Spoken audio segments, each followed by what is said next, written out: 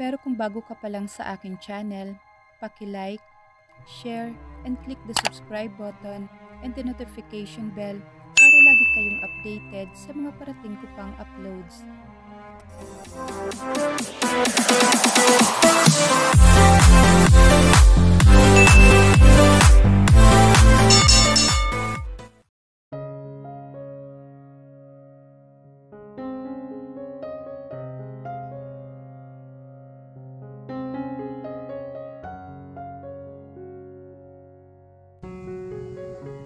Nagising ako dahil parang hinahalukay ang sikmura ko. Dali-dali akong nagtungo sa banyo.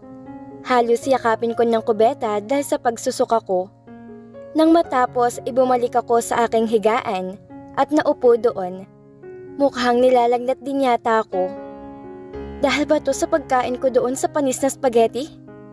Naulanan din ako kahapon, kaya siguro nilalagnat ako ngayon. Wala pa naman si Mana ngayon. May bumukas ng pinto at nakita kong si Nathaniel iyon. Good morning, wifey. Sorry na late akong umuwi kagabi. I checked on you when I already got home. You're sleeping very deep, so I didn't bother to wake you up. Are you okay? I'm okay. I lied para hindi na siya mag-alala. Nilakasan ko ang loob na tumayo kahit pakiramdam ko'y matutumba na ako. Pinilit kong bumaba para kumuha ng tubig. Nakasunod lang sa akin si Nathaniel hanggang sa makarating kami ng kusina. Are you really okay, wifey? Napansin na niya siguro na matamlay ako. Hindi ako nagsalita dahil umupo ako. Hindi talaga magandang pakiramdam ko ngayon. Lumapit sa akin si Nathaniel at inilapat niya ang kanyang kamay sa aking noo. You're not okay, wifey. Nilalagnat ka. Let me take you to the hospital. Natatarantang sabi niya. Naramdaman kong parang hinahalukay na naman ang tiyan ko, kaya napatakbo ko sa sink. Hinahagod naman ni Nathaniel ang likod ko habang nagsusuka ako. Siguro dahil to sa panis na spaghetti na nakain ko kahapon. Sabi ko sa kalagitnaan ng pagsusuka ko, hanggang sa wala na akong maisuka, kaya naluha na ako. Tinali naman ni Nathaniel ng buhok ko into ban. Let me take you to the hospital, wifey. I won't go to work today. You're my most priority. Napangiti ako dahil sa sinabi niya, pero pinilit ko siya na wag na akong dalhin sa hospital dahil mawawala rin to. Kung ganon, uminom ka ng gamot. No, I won't. Mapait yun. Ayoko. Gusto ko na lang mahiga kaya naman pinilit ko ulit ang sarili ko na maglakad papunta sa kwarto. Bawat hakbang ko ay parang matutumba na ako, pero pinilit ko na hindi mangyari yon. Inaalalayan na ako ni Nathaniel habang naglalakad. Kung ayaw mong dalhin kita sa ospital, uminom ka lang ng gamot. Ayoko nga, mapait yun. Please, wifey. Pagmamakaawa niya pa. Hindi ko na kaya. Sumasakit ng ulo ko, parang babagsak ako. Lumalabo ng mga mata ko, then after seconds nagdilim ang paningin ko. Kulay puting kisame. Ito ang una kong nasilayan sa pagmulat ng aking mga mata. Nasaan ako? Ang natatandaan ko ay nasa bahay ako. Nilalagnat, nahihilo, at nagsusuka dahil sa pagpapaulan ko at sa panis na spaghetti. Parang ayoko nang kumain ng spaghetti ulit. You're awake. Feeling better? Dinig kong sabi ni Nathaniel na mukhang kagigising lang din. Nakatayo siya ngayon sa gilid ko. Hinahaplos ang aking buhok habang nakangiti. Abigail, are you okay? Napatingin ako sa pinto nang marinig ang boses ni Mom. Sa likod niya ay si Dad na nakasuot ng tuxedo. Ma'am, why are you here? You should working by now. Kaya ayokong dalhin ako dito ni Nathaniel sa hospital dahil mag-aalala na naman sina Mom at Dad. Mula sa pagkakahiga ay umupo ako sa tulong na rin ni Nathaniel na pag-alalay sa akin. Hindi pinansin ni Mom ang sinabi ko. Tiningnan niya si Nathaniel. Sabihin mo sa akin kung anong nangyari, Nathaniel. Relax, tita. I have something to tell you. But let's wait for Mom and Dad. Don't worry. My wife is in a good condition. Nakangiti nitong sabi kay Mom. Nagtataka naman ako sa inaasta niya. Kanina pa siyang nakangiti na mas lalong ikinagwapo niya. Damn that smile. Naupo naman si Mom at dinaluhan siya ni Dad. Kaya ayoko sila mag-alala, lalong-lalo na si Mom. Ganyan talagang reaksyon niya dahil nag-iisa lang daw niya akong anak. Hindi niya daw kakayanin kapag may masamang nangyari sa akin. What do you want to eat, wifey? Malambing niyang tanong habang hinahaplos ang aking buhok. You look happy. Why? He just smiled. Again. Damn that smile. Masaya ba siyang nadala niya ako sa hospital? Huwag siyang magpakasaya dyan dahil hindi ko pa rin talaga iniinom yung gamot. Nathaniel, oh my God, what happened to you, Abigail? Are you okay? Nag-aalalang lumapit sa akin ang mama ni Nathaniel. I'm okay po, tita. Hindi na lang po sana kayo nag-abalang pumunta dito. No, Iha. We're worried about you. Nathaniel also want us to be here. May sasabihin daw siya sa amin. Ano yun, anak? Sit down, Mom.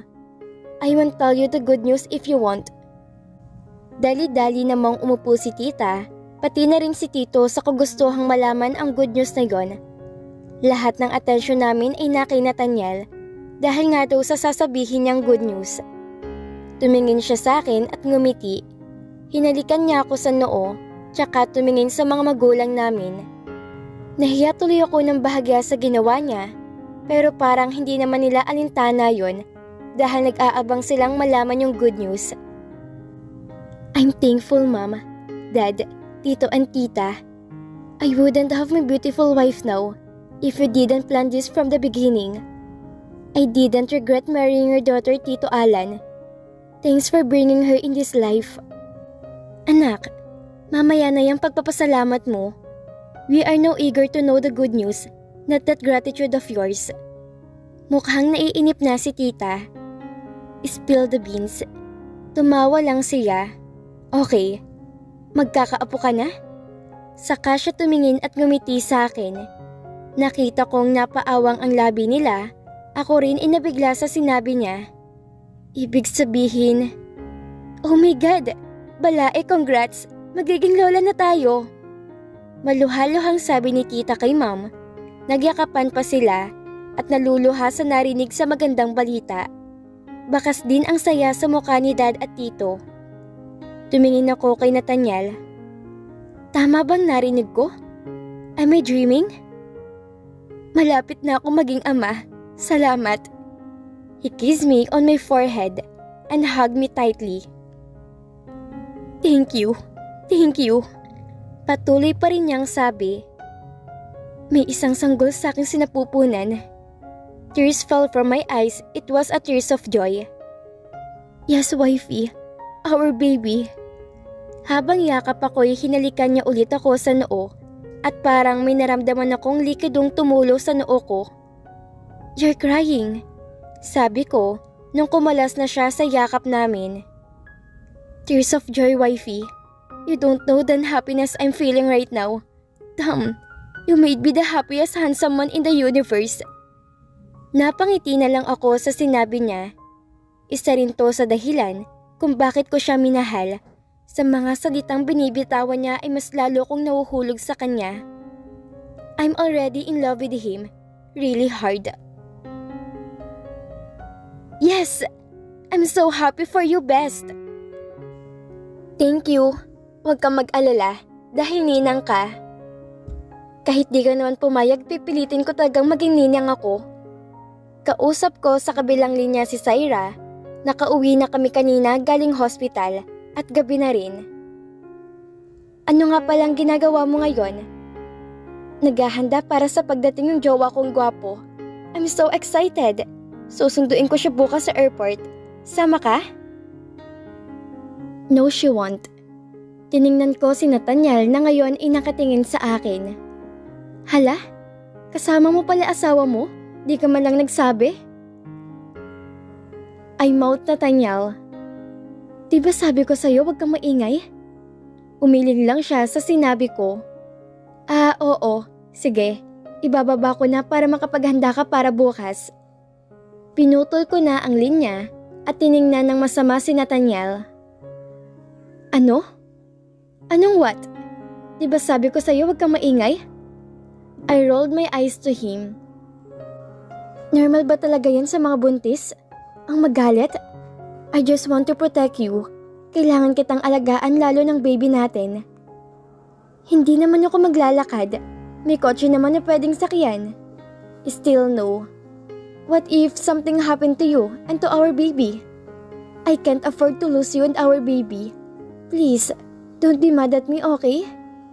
Ngumiti siya sa akin at hinalikan ako sa noo. Inubos ko na lang ang pancake na nasa plato bago nagdesisyon na matulog. Naiinis pa ako dahil doon na rin natulog si Nathaniel sa kwarto ko. Wala na akong nagawa at hinayaan na lang siyang tabihan ako sa pagtulog dahil antok na rin ako. Wifey, I already talked to your mom and dad. Mas maganda na wag ka na munang pumasok. You will just put yourself into stress. That's bad for the baby. I'm happy because you really care of our baby. But he's overacting. It's been 2 weeks nung nalaman kong buntis ako. Ganyan siya everyday. Nathaniel, gayon pa ba naman? Noong nakaraang 2 linggo'y ayos naman ng lahat. Pinagbigyan lang kita but this time. Umiling siya. Hindi ko na lang siya pinansin at isinuot ko na lang ang stilettos na may 3 inches na heels. Kung gayon sasama ako sa'yo? Hindi yun pwede, Nathaniel. Then don't wear that heels. What if so? What if ano? What if matapilok ako? Nathaniel, ilang taon na akong nagsusuot ng ganito. Ngayon pa ba ako matatapilok? Pinapainit niya talagang ulo ko. Then you choose. Sasama ako o you will wear that? Mariin ang titig niya sa akin.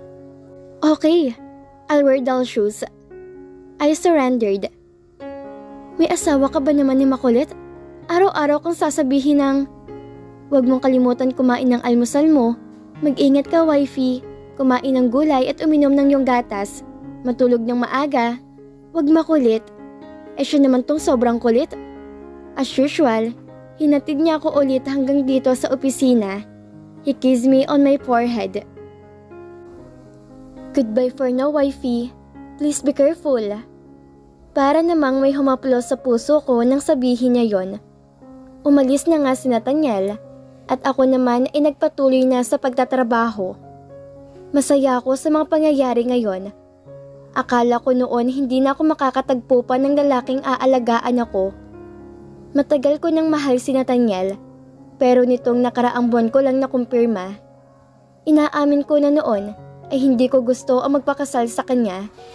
Talagang kiniinisan ko siya sa lahat dahil akala niya may gusto ako sa kanya. Pero kung tutuusin, ay siya tong parang may gusto sa akin dahil sa mga kinikilos at sinasabi niya. We're having our own family, and I'm happy for that. I'm going to be a mom soon. But I'm really happy. I just realized na ako lang palang nagmamahal kay Nathaniel. Ganun din bang nararamdaman niya? I don't want to think of it. Paano kung pinilit niya lang dahil buntis ako? Paano kung ang bata lang ang dahilan kung bakit ganun siya? Kahit sinabi niyang break na sila ni Sandra, ay hindi pa rin ako mapanatag. What if this is their plan? Paano kung mailuwal ko ng bata at paggising ko hindi ko siya masilayan? Paano kung kunin nilang bata at isama nila to sa pagtakas nila? There are many what if in my mind. Sa gitna ng pag-iisip ko, biglang tumunog ang cellphone ko. Mom, how are you? Tanong ko nang sagutin ng tawag. I'm okay. How about you? My grandchild? How is he? Napangiti na lang ako sa sinabi ni Mom. Napahawak na rin ako sa aking tiyan. Mom, why are insisting that is a boy? We're not yet sure. Pinipilit talaga ni Mom na lalaki daw to. Gusto niyang magkaroon ng apo na lalaki dahil daw babaeng anak nila at nag-iisa pa daw ito. Kayo? Hindi kayo sure. But for me, I'm 101% sure. Pagpupumilit pa rin niya. What if hindi siya boy, Mom? We can do nothing about it. Ayoko ring magpa-ultrasound kasi para ma-surprise kami kung ano bang gender ng baby namin. Baby, ang sarap sa pakiramdam na magkakaroon na ako ng baby. Naalala ko bigla yung mga napag-usapan namin ni Zaira about sa baby. Kung gayon, maaari kang magkaroon ng pangalawang sanggol. Ano? Ma'am, hindi naman ganun kadali yun. Bakit kasi hindi nag-anak na marami? Ako patuloy na pe-pressure ngayon. Gusto ko na maraming apo. Kahit regalo mo na lang sa akin every birthday ko ang baby. I'm so fine with it. That's impossible, ma'am. Kayo na lang ni Dad.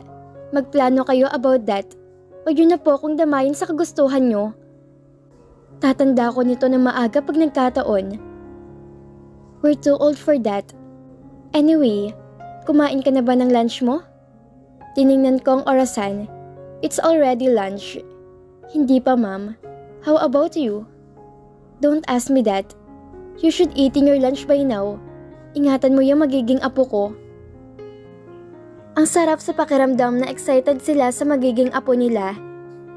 Ito ba talagang gusto ng mga magulang? Ang magkaroon na sila ng apo? I think it depends.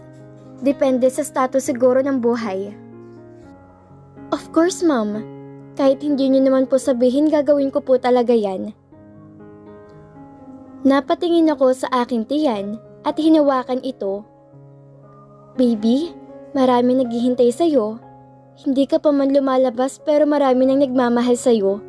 Lalong-lalo na ako. I still accept and love you whatever your gender is. I'll do my best to provide your needs and wants. I'll give everything that you want. Okay, I end this call na and eat your lunch na rin. Don't forget to take care of my apo, okay? Yes, ma'am. Naputol na ang linya, kasabay ng pagbaba ko ng cellphone ay ang pagbukas ng pinto. The person who opened the door caught my attention. No other than the most handsome man in the universe. Hi, I beamed to him. Tumayo ako at naglakad naman siya papunta sa akin. He hugged and kissed me on my forehead. I feel like he loved me every time he do that. But he never say a word or words in order to confirm his love for me. I'm not yet sure if he really feel the same way. If he love me the way I love him. You're happy? Let's eat lunch outside. It's my treat.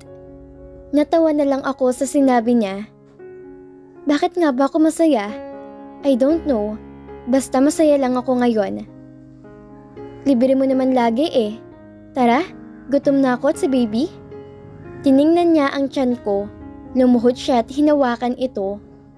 Baby, don't stress your mommy, okay? Just tell me what you want to eat. Don't be hesitate. Hinalikan niya to na siyang ikinagulat ko. Wala pang bump kasi 6 weeks pa lang naman. Parang sasagutin ka naman yan? He looked me directly at my eyes. Miss na kita, wifey. Sa pangalawang pagkakataon, hinalikan ako ni Nathaniel sa noo at niyakap ako ng mahigpit.